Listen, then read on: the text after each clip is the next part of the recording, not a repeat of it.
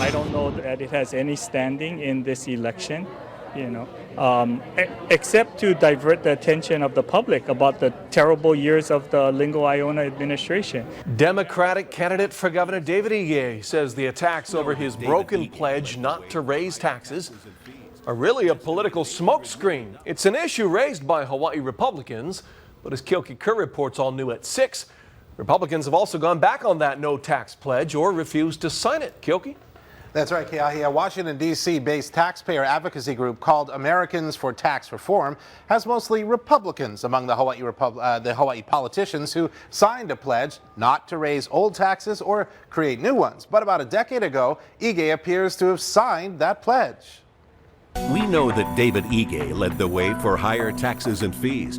The Republican Governors Association is running this TV ad criticizing David Ige for raising taxes.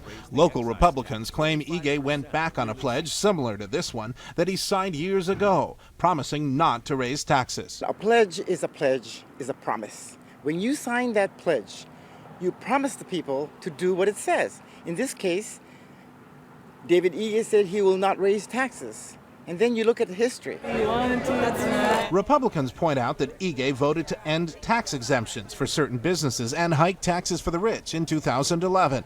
That is hardly what you call trustworthy. I do not have explicit memory of signing it, so I have to admit that. Today, Ige told me he did not sign that anti-tax pledge in the last 4 years, but probably signed it about 10 years ago. The Americans for Tax Reform group says politicians who sign the pledge are bound to it as long as they remain in office. I believe it's just another attempt by the Republican Party to really confuse the voter.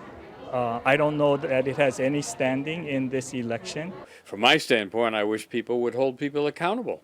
Republican Sam Sloan is the only other sitting Hawaii state senator besides Ige who signed the anti-tax pledge. Sloan points out that Republican gubernatorial candidate Duke Iona refused to sign the pledge, and Hawaii's last governor, also a Republican, signed it and then didn't stand by it. And Linda Lingle, I think, was one of the first governors ever to sign the pledge, and everybody was really excited about that, but she broke the pledge within a matter of months on the rail issue.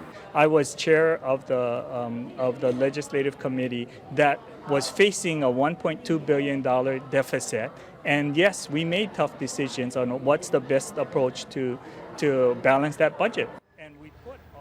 We called and emailed Americans for Tax Reform in Washington yesterday and today, and we did not hear back from them to verify exactly when Ige signed that anti-tax pledge. Kilke Kerr, Hawaii News Now.